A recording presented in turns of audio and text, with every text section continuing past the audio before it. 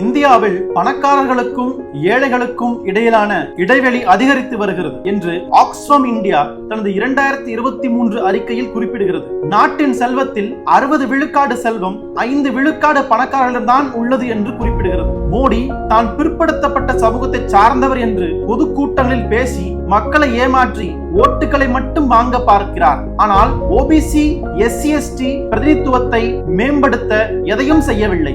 ஆட்சிக்கு வந்ததும் நாட்டின் செல்வத்தை சமமாக பங்கிட காங்கிரஸ் சாதிவாரி கணக்கெடுப்பை நடத்தும் என்று உறுதியளிக்கிறது.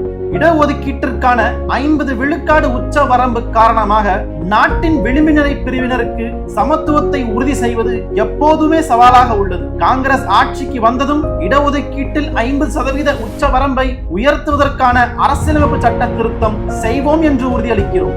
பட்டியலின சாதிகள் மற்றும் பட்டியலிடப்பட்ட பழங்குடியினரின் பாதுகாப்பு மற்றும் சமூக கண்ணியத்தை உறுதிப்படுத்த நாங்கள் SC துணை திட்டம் மற்றும் ST துணை திட்டத்தை புதுப்பிக்க போகிறோம். SC/ST சிறப்பு பட்ஜெட் அறிவிக்கப்படும். அவர்களின் மக்கள் தொகையின் அளவை கணக்கில் கொண்டு பட்ஜெட் தயாராகும் என்று உறுதியளிக்கிறோம். காங்கிரஸ் ஆட்சிக்கு வந்ததும் பழங்குடியின வன உரிமைகளை பாதுகாப்பதற்கு உத்தரவாதம் அளிக்கிறோம். நீர், காடு, நிலம் ஆகியவற்றுக்கு சட்டப்பூர்வ உரிமைகளை வழங்கி அதன் மூலம் நீர், காடு, நிலம் ஆகியவற்றை பாதுகாப்போம்.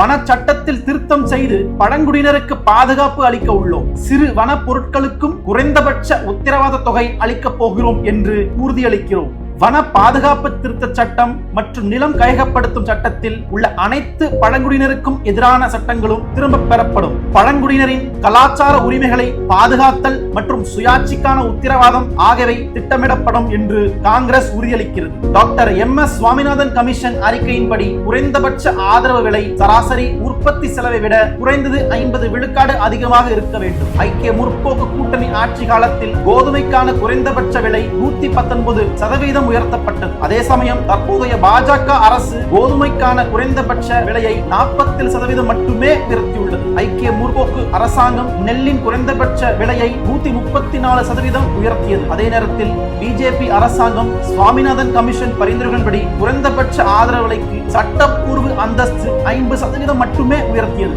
காங்கிரஸ் ஆட்சிக்கு வந்ததும் சுவாமிநாதன் கமிஷன் பரிந்துரையின்படி குறைந்தபட்ச ஆதரவு விலைக்கு சட்ட வடிவம் கொடுக்கப்படும் என்று காங்கிரஸ் உறுதியளிக்கிறது.